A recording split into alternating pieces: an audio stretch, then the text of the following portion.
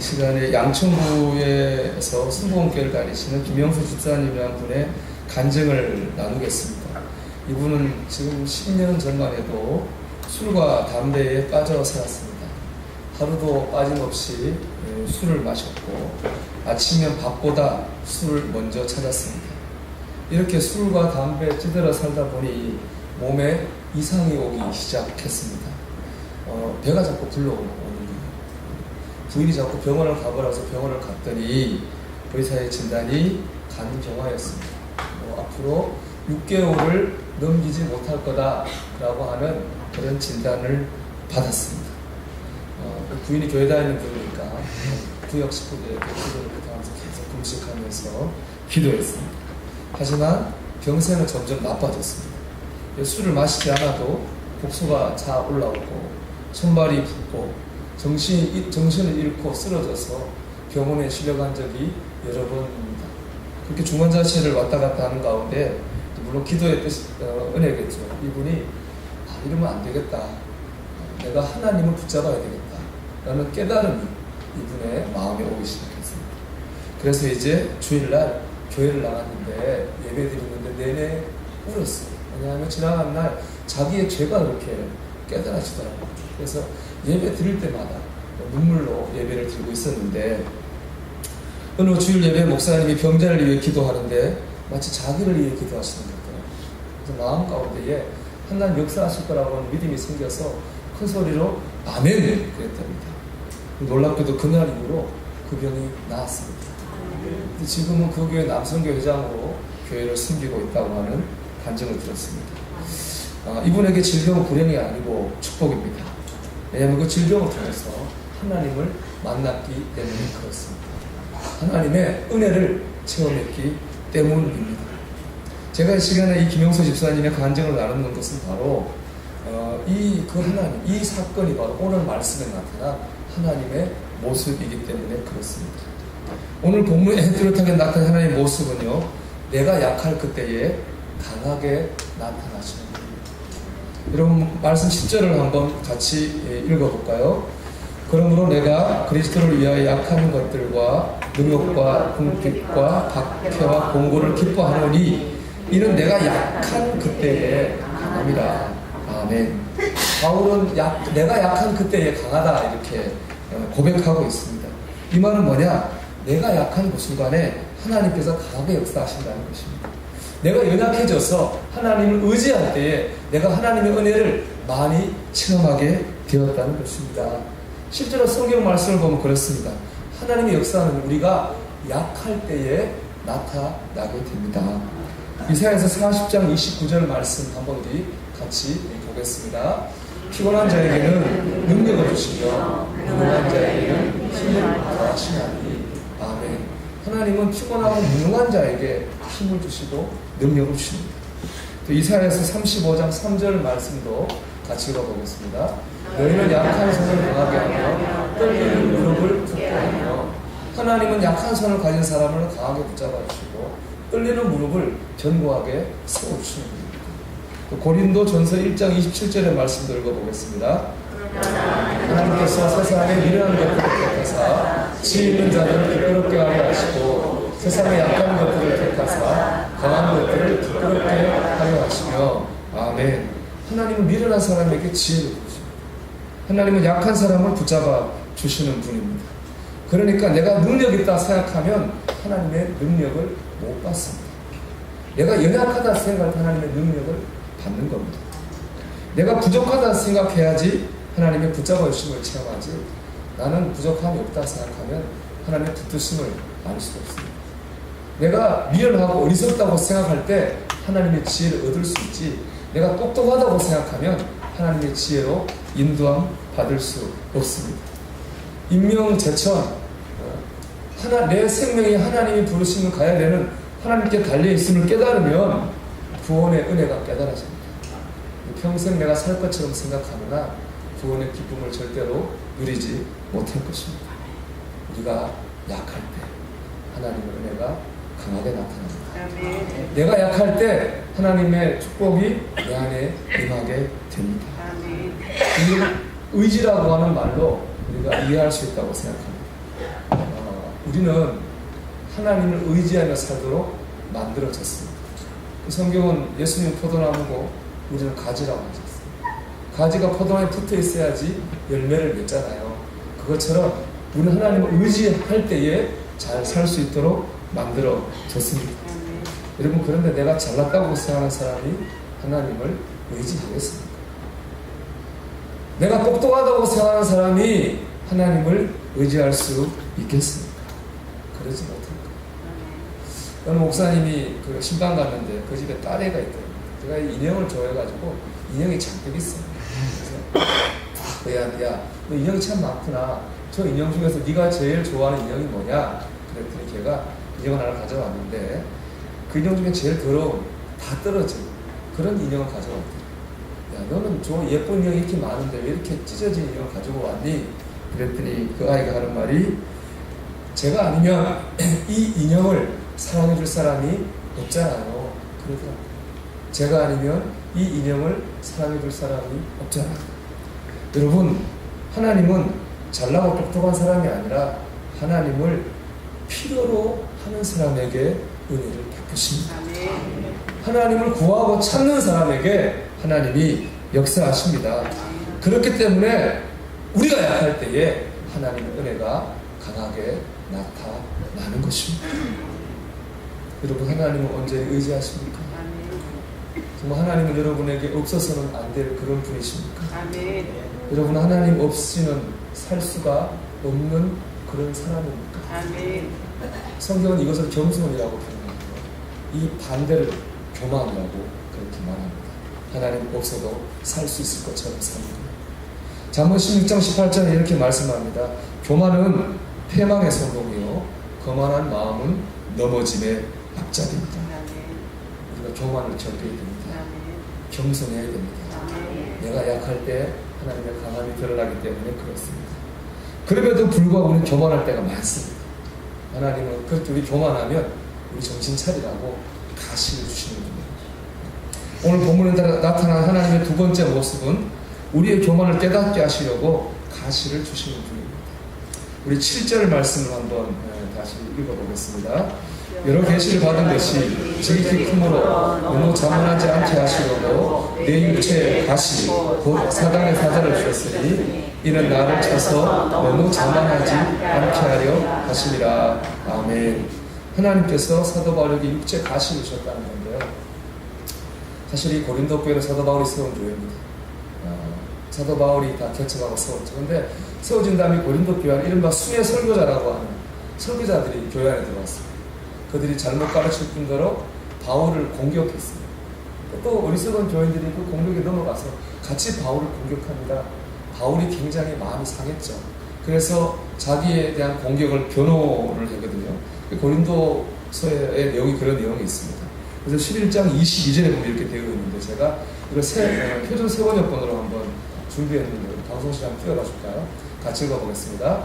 그들이 히브리인입니까? 나도 히브리인입니다. 그들이 이스라엘 사람입니까? 나도 그렇습니다. 그들이 아브라함의 자손입니까? 나도 그렇습니다. 그러니까 사도 바울이 정통 유대인이 아니라 공격한 거죠. 그 다음이 더 중요합니다. 좀 긴 말씀입니다. 읽어보겠습니다. 그들이 그리스도의 일꾼입니까? 이 말을 할 때 내가 제정신이 아닌 사람처럼 보이겠지만 나는 그 사람들보다 더 뛰어난 일꾼입니다. 나는 더 많이 수고했고 감옥에도 더 많이 갇혔으며 셀 수 없을 정도로 매를 많이 맞았고 죽을 고비도 여러 번 넘겼습니다. 또 유대인에게 39대 맞는 태형을 5번이나 당하였습니다. 몽둥이로 3차례 맞고 돌에 맞은 적도 한 번 있었습니다. 배가 난파된 적도 3번 있었으며 밤낮을 망망대해서 표류한 적도 있었습니다.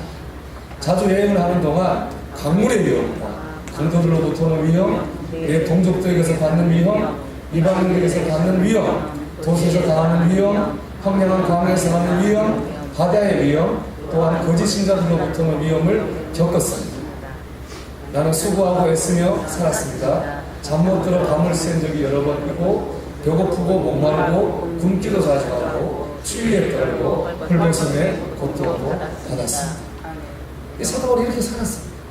복음전도를 위해 자기를 희생하고 교회를 위해서 헌신했습니다. 이렇게 희생하고 헌신한 사람이라면 하나님께서 은혜를 주시고 복을 주셔야 되잖아요. 하나님께서 바울에게 그게 아니라 육체의 가시를 주셨습니다. 육체의 가시는 육체의 질병입니다.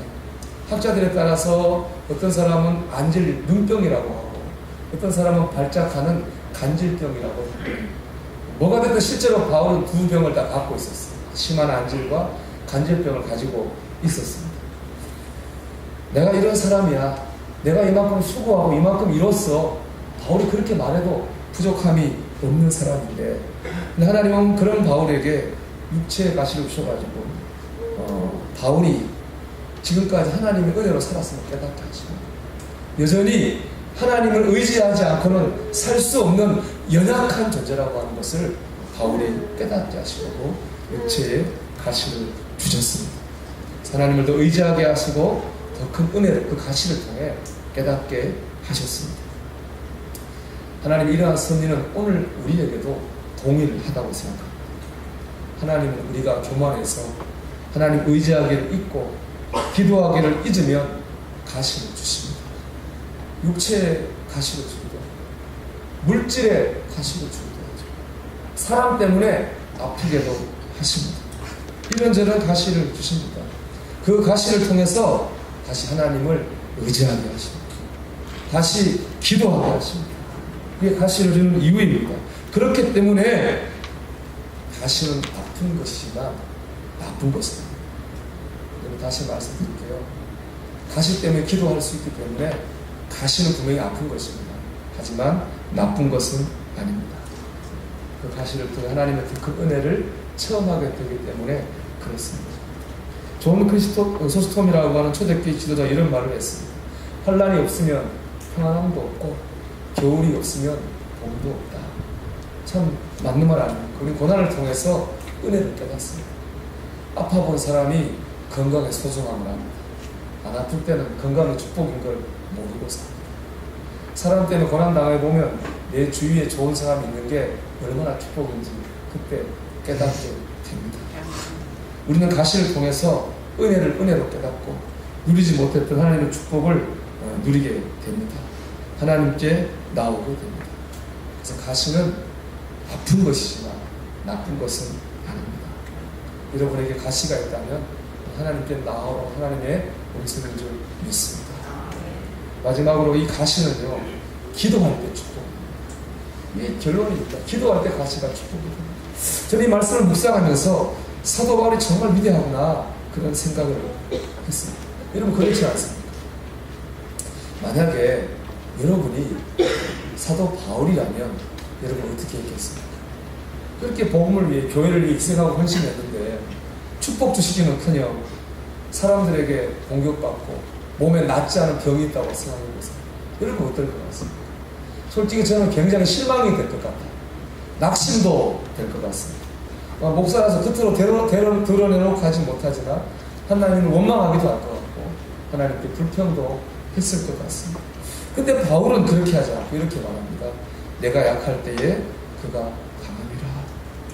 이 상황을 오히려 은혜로 받아들였어요. 도무지 어떻게 그렇게 할 수 있어요? 가늠할 수 없는 영적인 깊이를 바울이 가지고 있는 걸 느끼게 됩니다. 어떻게 그럴 수 있을까요? 이 말씀이 주는 대답은 이겁니다. 기도했기 때문입니다. 기도했기 때문입니다. 여러분 8절을 한번 읽어볼까요? 같이 읽어봅시다. 이것이 내게서 떠나가게 하기 위하여 내가 3번 주께 간구하였더니 아멘. 바울이 자신의 질병을 붙잡고 기도했습니다. 3번 기도했는데 3번이라고 하는 것은 히브리 문법에서 3번은 늘 강조입니다. 최상급의 강조. 많이 기도했다는 거예요. 3번 기도했다. 이 병을 위해서 하나님께 많이 기도했습니다. 그냥 기도하지 않았습니다. 어떻게 기도했습니까? 주께 간구하였다. 간구했다는 의미는 창자가 끊어지는 고통을 가지고 기도했다. 이런 의미입니다. 그러니까 사도 바울은 자기의 병을 낫게 해달라고 하나님께 아주 많이 창자가 끊어지는 고통을 가지고 기도하고 기도했습니다. 그랬더니 하나님께서 그 가시를 통해서 은혜를 깨닫게 하시고 그 고난도 축복임을 알게 하셨습니다. 여러분 가시는 기도할 때 축복입니다. 여러분 가시에 찔렸으면 기도하셔야 됩니다. 너는 내게 부르짖으라. 내가 내게 응답하겠고 내가 알지 못하는 크고 비밀한 일을 내게 보이리라. 그게 응답이잖아요. 내가 알지 못하는 크고 비밀한 일을 내게 보여주죠. 여러분, 가시는 기도할 때 축복이 됩니다. 그대로 있으면 가시 불가합니다. 여러분, 찔려서 아프면 그것 때문에 기도하십시오. 그러면 가신 은혜가 될 줄 믿습니다. 제가 지금 히브리서를 새벽에 묵상하고 있거든요. 묵상하면서 도움을 받으려고 김남준 목사님 쓰신 히브리서 강해를 좀 읽고 있는데 거기 참 도전되는 내용이 있었어요. 거기 보면 이런 내용이 있습니다. 우리가 신앙생활을 처음 할 때 있죠. 그때는 좀 믿음이 식어지고 타락해서 죄를 져도 빨리빨리 회복이 됩니다.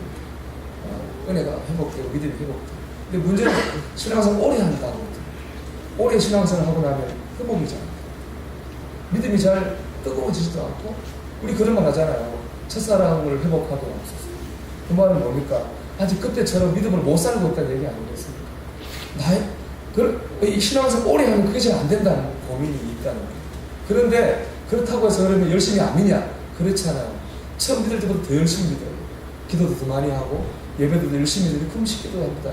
그럼에도 불구하고 회복이 잘 뜨거워지지 않는다는 점이 있다는 것입니다. 그러다 보면 그러면서 내 입으로 안 되는 거라는 깨닫게 되는데, 그러면서 어떻게 되냐? 좌절이 되고 낙심이 되면서 주위 사람 보게 됩니다. 그럼 주위에 좀 편하게 믿는 사람이 있잖아요. 자유로운 신앙생활. 그럼 이런 생각을 하게 된다면, 꼭 신앙생활이 이렇게 믿어서 되는 건 아닌가 보다. 나만 유별나게 믿을 필요가 없는가 보다. 좀 편하게 믿는 게 낫지 않을까? 그런 생각을 하고 자기 믿음을 한정시킨다. 근데 그런 편하게 믿는 것에 대해서 김남준 목사님이 이렇게 표현했더라고요. 그것은 편하게 믿는 것이 아니라 영적인 결핍 속에서 살아가는 방법을 배우는 것입니다. 그러니까 편한 게 아니에요. 그건 뭐냐? 은혜의 결핍이라고 하는 것입니다. 그러면서 인용한 구절이 히브리서 10장 38절에 나왔습니다. 이렇게 말하고 있어요.